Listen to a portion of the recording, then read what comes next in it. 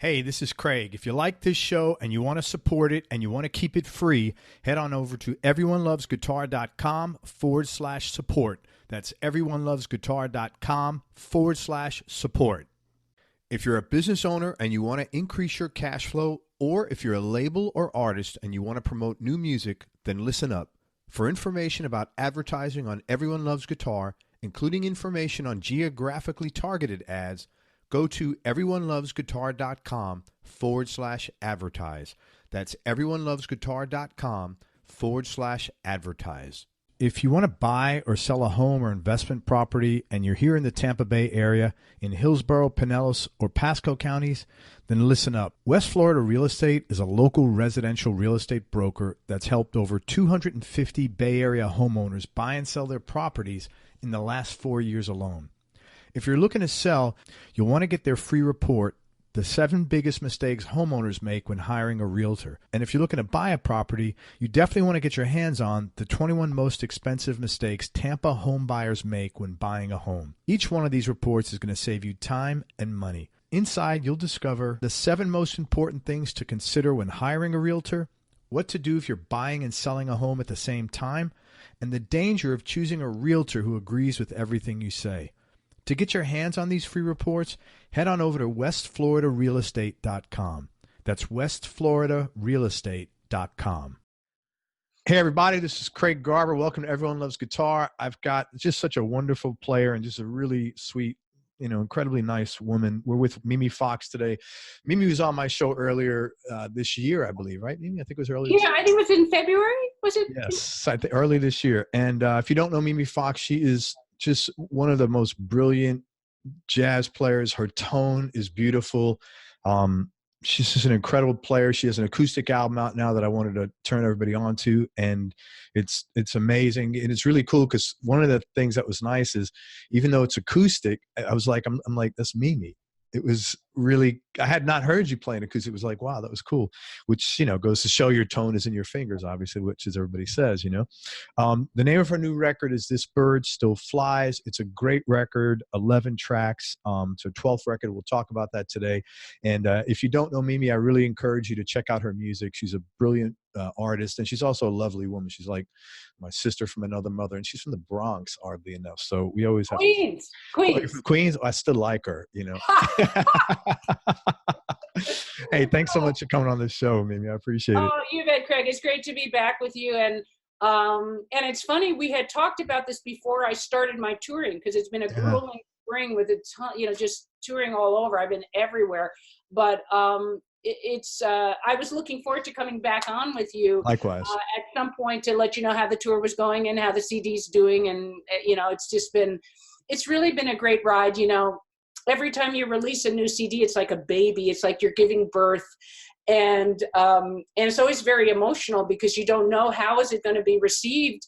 And because it was all acoustic and a little different for me, I was a little, I was like, well, how is the jazz press? How is everyone going to relate to it? But it's just been over the top, the response that I've gotten. And that's, it's a really good feeling. It's like people get it. They get that this is a different part of my musicality. But like you said, Craig, it's still me. It's very much a part of my, musical history and who I am as an artist. So, but it's a different feel and a different sound when you're playing acoustic. So, but I just felt like for this project, I just wanted to do something different that reflected this other part of me, because I have, in most of my recordings, I always have maybe 1 or sometimes 2 tracks acoustic on the album, just for a contrast. Sure. But I've never done a whole album of all acoustic. So this was, a challenge that I set for myself, and I'm really happy with the response that I've been getting. So I was wondering about that, because I think it probably took a lot of courage to. I know it took a lot of courage to say, okay, let me put out something totally different it's a guitar, but it's a different instrument, even in a sense. Exactly. Well, I think as an artist, you have to keep challenging yourself. You never want to be someone who's resting on their laurels, because I think we've talked about this before, Craig. I never want to be someone that mails it in. I mean, I don't think I would be capable of that, because no. I'm a very extemporaneous, and I'm a very much of a heart person. But I don't, I never want to even have any inkling of that or resting on my laurels. And so it's always something that I think about as an artist when I'm thinking about other projects down the road, is what's going to be fresh. Because I feel like if it's fresh and exciting to me, then the listener is going to pick up on that. And, the proof is always in the pudding, but so far, like I said, the response has been overwhelming and just really, really meaningful to me. So, yeah. When you're touring to support the record, was it an all acoustic tour? Or did you play electric at all? Yeah, I did a mixture. Some of my dates, actually, I was touring with my dear friend, Andy Timmons. And so for some of the dates, I mixed and matched. I did some of my acoustic stuff, and then I did some electric stuff with Andy. But when we were in Dallas, which is home turf for Andy. For Andy, yeah. Andy played acoustic on some numbers too. So I got him to unplug. And we just had a gas because Andy and I love playing with each other because there's such people came up to us and they basically said, you guys are like an orchestra together. I mean, what you're creating with the two different, because we come from different bags, and yet we have the blues as a common language. And then Andy has also played some jazz. And of course, I played a little bit of rock when I was younger, but we just had so much fun, mixing and matching guitars and playing on each other's stuff and sharing, and then doing our own solo thing. So I think it was, anyway, it was a little bit of this and that through the tour. Like I said, I mixed and matched. And for the rest of the dates that I have throughout the year and into next year, it really depends on the setting. But yeah, I have done a whole bunch of shows that were all acoustic. That's so cool. Yeah, and it's really fun because I bring all my guitars if I can. I have sometimes what I've been doing because of being a Taylor artist is I have my guitar, but then I also when I'm on the road, I can borrow a baritone guitar from Taylor, different, or 12 string, so that I have different textures to add for the show. Yeah, those guys are really easy to deal with. Tim's such a nice guy. It's a great company. Yeah. I had Tim on the show. His episode comes out in a week or two, I think. You did? Yeah. Oh, Tim cool. Godwin. Yeah. I can. Let me know when that is, because I would like to check it out. I will send you the link. So let me ask you this: 11 tracks is, especially for nowadays, most people aren't releasing that many tracks. Quite often you see EPs, 5 or 6 tracks, which I could totally get it. So you had a lot to say, obviously. You had 5 originals, 6 covers, and 2 of the covers are Lennon McCartney songs. You had a cover of Blackbird and a really pretty version of Day Tripper. You covered Beatles songs before. Was there any reason you picked these 2 songs? Yeah, well, first of all, I can't say enough about the Beatles as songwriters. I mean, it's, as a professor of jazz studies, Craig, honestly, I would hold Lennon and McCartney up with Gershwin or Cole Porter or Irving Berlin or Rodgers and Hart, any of the great composers of what we call the Great American Songbook in jazz, which is what we use as the template to improvise over many of these old classic songs. And they're just great songwriters. I mean, it's perfection. They didn't write a bad song. There is not a bad song that they wrote, period. I stand by that. I would stake Paul McCartney, you think that? I bet Paul wouldn't think that. That's good, because that's what keeps you growing as an artist. But anyway, Blackbird, to me, the title of the album was This Bird Still Flies, which is about resilience. And for me personally, it's about about a really rough year I had, going through a lot of stuff, both health-wise and personally. And so it's about resilience. And to me, Blackbird is a gorgeous song, and it's another bird, song. Honestly, I could do a whole album of bird theme song. There's like Bye Bye Blackbird, Skylark. There's Skylark. God, that's an old song. That's a really good song. Another beautiful song. But anyway, so Blackbird has always touched me. And then I had the challenge of how can I take this iconic classic, which, Paul's version of just singing and playing is perfect. that doesn't need anything.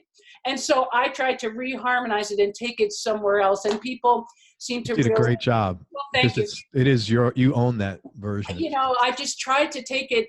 I tried to take it somewhere else without cluttering it too much and doing too many fancy jazz things, because I wanted the essence of the melody, which is so beautiful, and the essence of the lyrics to stand out. So that's what that was. And then as far as Day Tripper, I heard that riff when I was 10 years old, Craig, and that I can't find a hipper riff. I can't find a hipper bass riff anywhere. And so I wanted to play baritone guitar in one number, and I thought, man, the funkiness of the baritone and that don, don, don, don, don, don, don, don, don, don, don. I thought, man, that riff is going to sound so cool on baritone. And sure enough, it did. It just felt so natural. So again, I reharmonized it. I did some tinkering with it, but I kept that riff and used that as a springboard to go from there. So that's why I chose the two tunes. One was because it was a real heartfelt thing, Blackbird, and the other was just pure fun. You know, like I said, you find me a better riff anywhere. It's a good I can riff. find really good riffs, but I'm saying a better one, I don't think so. One thing that was really cool, and I'm not used to hearing this, to be honest, that you were on fire improv like very ferocious with, on some of your riffs there on acoustic. You don't usually hear that. Yeah, I think a lot of people, when they switch, if they're used to playing electric, whether it's a jazz box or a rock guitar, solid body, I think a lot of players are a little more timid on an acoustic guitar and maybe won't go for things. But I feel like, it's partly, I grew up with an older brother who was a football player, and he pushed me. He pushed me really hard. And it was like, I think I internalized some of that. It's like, people say, oh, you shouldn't go for this. What are you doing? It's an acoustic guitar. The action's higher, it feels differently. But I just said to myself, well, yeah, that's what people say. And people said a lot of things to me when I was growing up that weren't true. Yeah. And so I just said to myself, why not? Why not go for things? So part of my acoustic guitar style is basically no holds barred, just like I would do if I'm on my, on my jazz box. So there's they are different instruments, and there are different things that you can do on them. And there's different songs that I like to play on an acoustic guitar, stylistically. But there's also, I went for things and that you wouldn't normally hear an acoustic guitar player do. And part of it is just my sort of throw caution. I just go for things, Craig. It's part of my personality. I feel like in some ways in my life, I'm very, very sort of risk averse. But when I play, man. No, you weren't risk averse on that record. I just go for it because, to me, like I was saying, I think the audience, it's palpable for people. They feel like, wow, that is you're not mailing it in, girlfriend. And that's what it's about for me. Is like, I do not want to ever, just sort of coast, or just do a bunch of pretty stuff. There is some really pretty stuff on the recording, but there's also real aggressive stuff because it's all a different part of me. Well, what it was so amazing is that, like, each note, you were doing a bunch of runs there with, 16th and 32nd notes. And as somebody who tries to play myself, there was a note, like, you're not slurring notes on there. You're individually picking each note.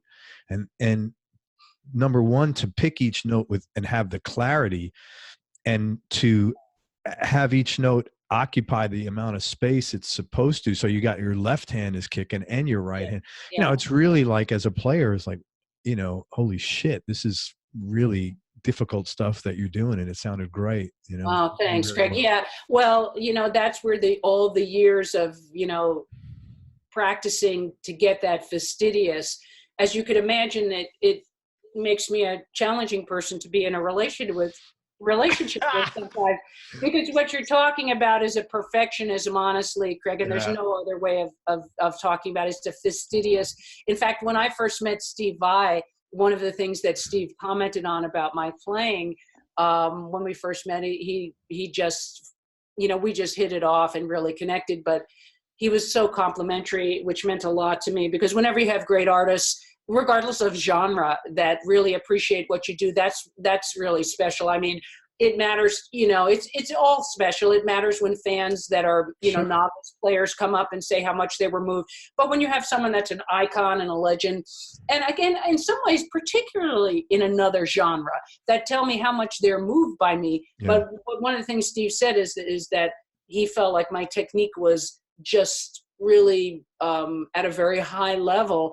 And coming from Steve, I know he knows what I'm talking. He knows what he's talking about, and Right. he knows the amount of time that goes into it. So yeah, to tell a compelling story, to really be meticulous, it's a lot of years of practice. And you're right to, sort of point that out. I don't think about it anymore because it's just like, it's natural for me. But I do know that I spent, I've been playing for over 50 years, and I spent 20 years practicing 6 to 7 hours a day on top of, gigs and touring and teaching and everything else I was doing. So it's a lot of devotion.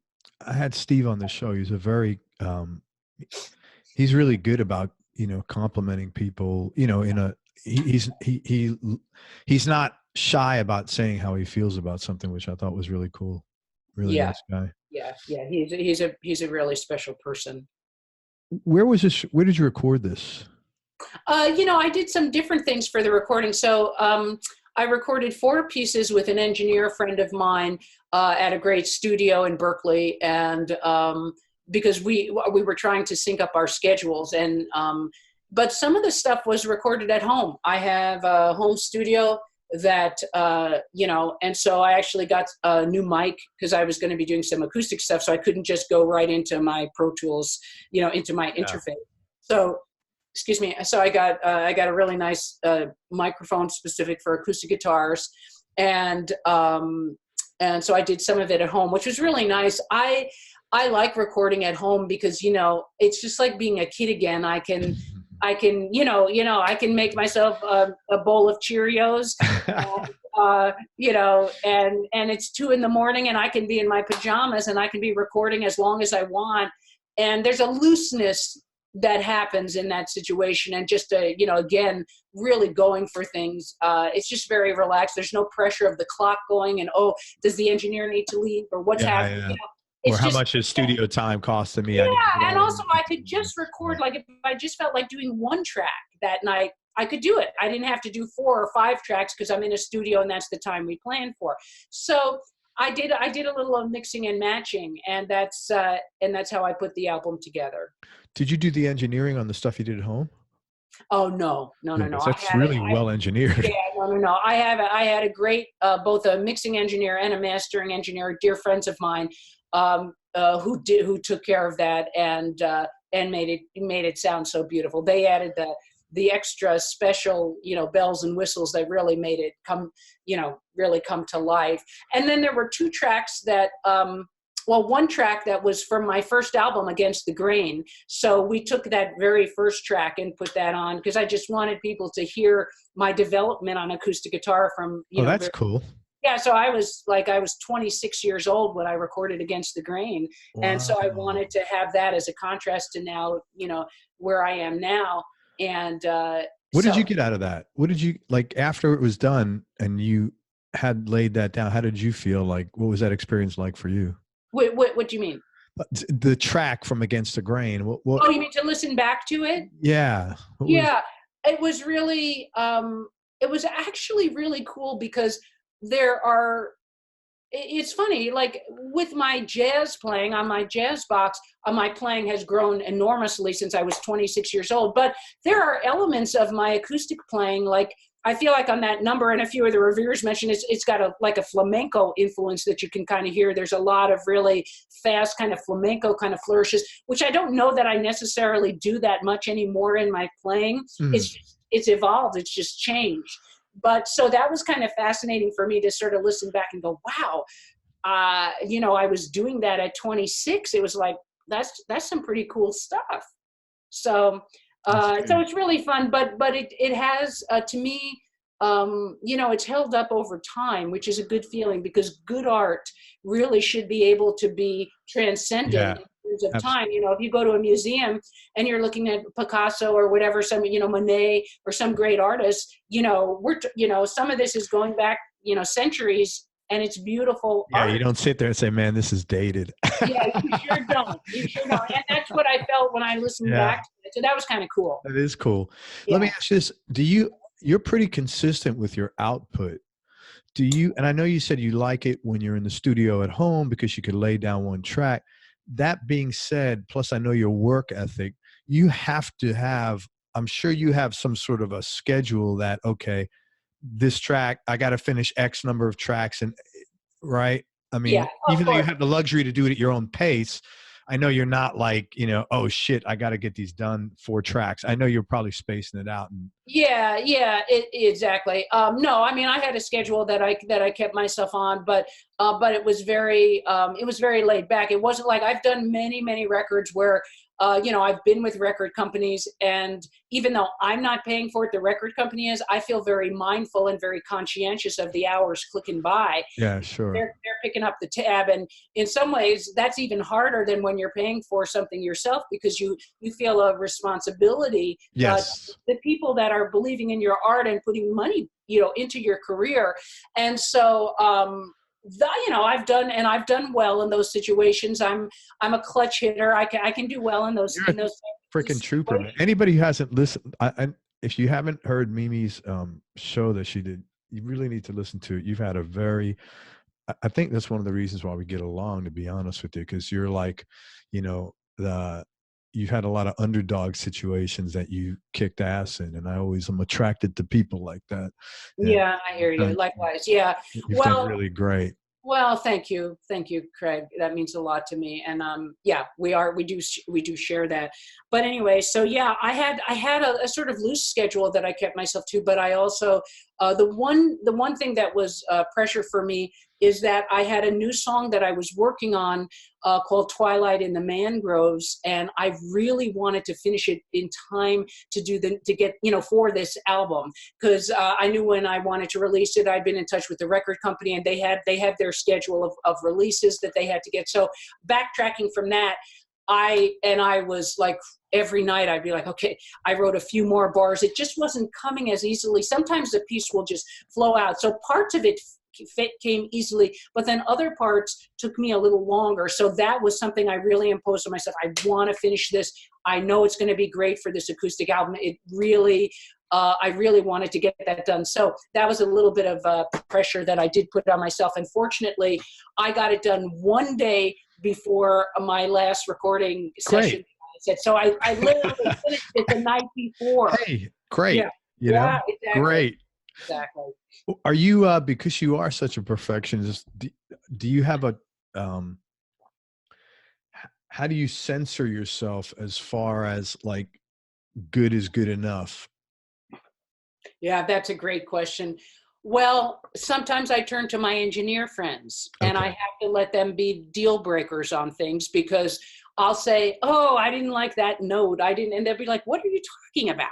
And these are musicians and engineers who have been in the business for many years. Yeah. And you just, at some point, Craig, you have to turn it over. That's what you have to do. So you're good with that. I do. And also, it's funny, even though I am a perfectionist, and it's something that Steve and I talked about, Steve Vai, when I did my recordings for Favored Nations, I will do 2, maximum 3 takes of a cut, and that's it. I'm not one of those people that's going to do 4 or 5, 6, because what I've discovered is it's diminishing returns for me. And if I'm not feeling it that day and the tune is not happening, mañana, I throw up my hands and say, okay, I'm going to come back to this tune. But generally, I get things in a first or second take, because that's where all my wood shedding and all my practicing comes in, so that at that moment when you're recording, you can nail it. And so, but I will, all my perfectionism aside, Craig, I will say that I go with the recording that has the most heart. So maybe there's I would agree with you there. A little something, there's a ghosted note I meant to hit, or there's a little glitch. But as long as it's not egregious, and the music is flowing, and it's got a certain something, you know, the French call it je ne sais quoi. Sure. It has a certain something in it. I'm going with that over the version that might be technically flawless, but doesn't it doesn't touch me in the same way. And again, that's where I like to have either a producer or sometimes an engineer functions as by a de facto co-producer with me. This album I produced myself, but I did, like I said, the engineer, a dear friend of mine who's a great bass player, Dan Feisley, and a great engineer. And I would turn to Dan and I'd say, what do you think? What do you think about this? Or what do you think about this? And he'd say, I'm with you on this. Let's go with this. Or no, you're being way too picky. This is a great section. Good. Let's leave it. So you have a great working relationship with him, which is absolutely. wonderful. Yeah. And we've done a bunch of projects together now. So, and I trust both his ears as an engineer, and I also trust his musicality because he's a great, great musician himself. And also a really mellow guy. So he's thoughtful and he'll think about things. He doesn't just, just say things. And overwhelmingly, he has been a good choice for me. And our personalities complement each other. That's really cool. Yeah. Andy was on the record too, I think. Yeah, Andy plays on the title cut with me, This Bird Still Flies. And because both Andy and I, when I told Andy what the tune was about, he knew right away because we're good friends. And he knew what it was about and about the year that I had leading up to writing that piece. And he had also been through some hard times, again, both health stuff and personal challenges in his life. So I wanted to have Andy on it, and I wanted to challenge him. I was like, man, Andy, can you unplug for this? This is an acoustic project. And he was, to be honest, even though he's an incredible artist, he's a great he was a little más o menos about going acoustic. And he's, and I said to him, Andy, you're a great artist. Join me in this. Come on, dude. That's a good sales line. Yeah. So I sold it to him, and he's like, okay. And, he just delivered the goods. I mean, honestly, I like Andy's solo on it better than mine. And he's someone that says, oh, I don't really have a voice on acoustic guitar. If that's his, he's such a good player. He's a great artist, and he really spent time with the piece so that when he came out to record it here in San Francisco, and Andy lives out in McKinney, Texas, he came out to record it. He had obviously put a lot of time in because we're rehearsing it, and he goes, well, I can do this, or I can do this, or I can do this here, or I can do this. So he had obviously really lived with the piece, and he put himself in it, 100%. So, yeah, but you're that kind of person, man. You're the kind of person people want to do good stuff for. And but it's also, I have to thank you, Craig, but I have to say it's also honest. It's also who Andy is. I mean, he's a very giving man, and he's a perfectionist too. He wants to deliver the goods on everything that he does. And so anyway, I have since told him that he should do an album unplugged himself. How did that go over? Yeah, he said, well, maybe at some point, because I think he has now been convinced that he in fact does have quite a nice voice on acoustic. Yeah. So, well, that's cool. Yeah, it was really fun. Do you have a favorite song on the record? I have, I'm looking at it depends on my mood. Right, there are different things that I like on different, days. I think I really like the ballads that I have. Blackbird and America the Beautiful. Yeah. I really liked America the Beautiful. Yeah, thank you. Well, in an acoustic guitar magazine, if there are students listening to this, I did a whole feature for Acoustic Guitar Magazine on my arrangement, and there's also an accompanying video where I play the piece and then explain some of the things that I did. So for that's great. It's in Acoustic Guitar Magazine. Students, for Acoustic Guitar Magazine, it's in the July issue or July issue. That's awesome. July 2019. Great. Yeah. So I did that for them, but so I like those, and I also like the bluesy, You Don't Know What Love Is. I think I got into some cool riffs in that. But I also really dig, let's see, I dig Day Tripper. I love that baritone guitar. So, different things on different days will sort of stand out to me. But the nice thing is that even though I've been living with the album now for, since February, really. And before that, because I had to, master it and, mix and master the album. I'm not sick of it yet, which is a good sign. And there comes a point where I get sick of it. And Really? How long does it take you to get sick of a record typically? It depends. It really depends. But I'm still really enjoying it myself, which I, take as a good sign. As an artist, as a restless artist, Craig, I get bored really easily. So I'm going to pop it in one day and say, okay, that's enough, done. And then that lets me know it's sort of a intuitive process, or kind of an organic process, but that lets me know that, okay, time to move on to the next project. Of course, I've already got ideas for my next project, so we'll see. Do you want to share them? No, of course not. I'm not a marketing whiz, but I'm enough to know that you don't give away the farm in a podcast, no matter how much you love the person you're talking to. No, I was just curious. Nothing more than that. No, it's going to be kept in a vault. Nobody knows until it's going to be ready to come out. I'm thinking like you move on to like ukulele or something. Hey, listen, let me tell you're going to be touring through. I'm going to look here. Hang on. I have your schedule in front of me.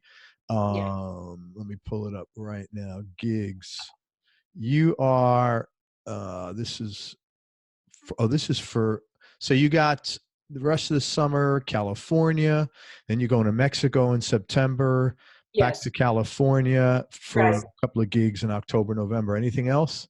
Yeah, then next year I have a bunch of things coming up. I'm actually really excited because in next year I'll be playing with the Michigan Symphony. I'm going to be a featured soloist, and I have played with orchestras and chamber orchestras before, and I'm very excited. This is a conductor that I've worked with before, so I'm very much looking forward to that, to returning. And I've got a bunch of tour dates lined up for next year that I'm not ready to announce yet, because again, I sort of stagger the announcing. And congratulations to you for having a bunch of stuff booked up for next year already. That's really organized, and it just shows, your hot stuff, man. Thanks. But I mean, as an artist, you're always, some places like performing arts centers, they only book a year or two, or even 3 years ahead. And so, no, I'm always out there, it should be that way. Otherwise, I'm supposed to say, well, you know how it is. Hey, and also, I don't want to forget this. You just talk about the Grammys, because that's like really an honor. Yeah, so I got invited to be a member of the Recording Academy / the Grammy Awards. You have to go through a process. You have to, by a jury of your peers, they have to approve you. So I got invited to join and be a member, which is really cool. And then I have been asked to also be to be a judge for the jazz category, which I'm very excited about. So, that's so cool. So that they'll be flying me down to LA for that, and I'll be a part of that. So I'm looking forward to it. And I'm also looking forward to doing, charitable work, because the Grammys, they do so much educational and charitable outreach. And, for years, I've been sending a portion of my CD sales from shows to Habitat for Humanity, because they do such wonderful work. And there are still, a lot of people don't know this, but there are still musicians that have not recovered from Katrina, because they lost their instruments, they lost their homes, they lost everything. And so I'm looking forward to helping musicians that are still struggling from various things or have health issues. So I intend to throw myself, as time allows, into the charitable arm of the Grammys, so that I can really feel like I'm using my energy to make a difference and contribute. Very kind of you. I have a question. How long is this when you get appointed to the board of? Is it the board of? What is it? No, it's not the board. It's to be a jury member, a judge. Okay. I'm assuming it's a year. I don't know. I haven't even checked. I've got a bunch of emails from them sitting that I haven't had a chance to read yet about all the process and stuff. So I'm assuming it's for the year, but maybe it's for several years. I don't know. Yeah, I was curious about that. That's really cool. That's an honor. And I think that the nicest thing is, as you said, it's a jury of your peers, yes. which is, really I think reflective of, everybody knows everybody, and it just says a lot about, your character, because you got to, that's really cool. Hey, let me tell people, and congratulations on that. It's really nice. Thanks. Thank you, Craig. Congratulations. Hey, while you're congratulating me, congratulations on your podcast, and now doing Zoom where it's going to be video, which I think is really cool. I think I think the audio is great and I enjoy that. But I think the video, when people can see the expression and stuff, it'll be cool. Thanks, Mimi. Thank you. Yeah, and congratulations. I know you put a lot of, from one perfectionist and one driven person to another, Craig. I know you put a lot of time in. Thank you. That's really kind of you. Thanks, Mimi. And thanks for supporting the show. And you bet. Yes. Let me tell people, first of all, the new album is called This Bird Still Flies. I would really encourage you to listen to it. Mimi's a wonderful, man, go back and listen to her jazz stuff too before this. Her tone is just so beautiful. It's so warm. And, we talked about this last time. Her note, when she plays a note, it's like, I looked at your fingers, right? And you're not like a big woman, and I don't know how you're doing. No, although, what's really funny, hi guys, here's my hands. What's really funny is it's true. I'm 5'5", but my hands are actually, I've compared my hands to other women that are my size, and even to some guys that are like 5'5", and my hands are actually bigger. I have to say that they're not like massively bigger, but they're definitely bigger than most people of my size. So I think that, I don't know if they got bigger because I've been playing since I was 10 years old, or, or what. It's just like Darwinism here. Yeah, I don't know. Yeah, exactly. Well, let me tell you, you've leveraged that gift perfectly, because your tone is beautiful, and I always love listening to it. I really want everybody to check out Mimi's music. The new record is This Bird Still Flies. To stream or to purchase the record, go to mimifoxguitar.com, and it's Mimi, M-I-M-I, Fox, 1X, guitar. And also get on Mimi's newsletter list on our website, Mimi Fox Guitar. You have a YouTube channel? I do, yeah. Subscribe to her YouTube channel and social media. You on social media? Twitter, Instagram, the whole Megillah. Yeah. Twitter, Instagram, the whole Megillah. All righty. Hey, any final words of wisdom or anything else? No, just thanks for having me on, Craig. It was my pleasure. Anytime. And talk to you again. And I hope I do get to meet you at some industry thing or something. Yeah, sure. When our paths cross. So thanks for having me on, Craig. Anytime. We'll see you in the next album go around. Okay. Hey, everybody. Thank you so much for listening. If you enjoyed this, please share it on your social media channels with a friend. We really appreciate your support. Thanks very much to Mimi Fox for spending time with us. I really appreciate it. Please support Mimi's music. She's a great, really nice person. She's a great person, and she's a brilliant artist and a lovely player, and she's got a wonderful tone, and she's really creative, and she's got a massive catalog, and she's worked her ass off. And listen to her original episode. And her head is now going to explode from her new publicist, Craig Barber. Thank you, guys. Make sure you go to everyonelovesguitar.com, sign up to get on our newsletter list so you and I can connect. And most important, remember that happiness is a choice, so choose wisely. Be nice. Go play your guitar and have fun. Till next time, peace and love, everybody. I'm out.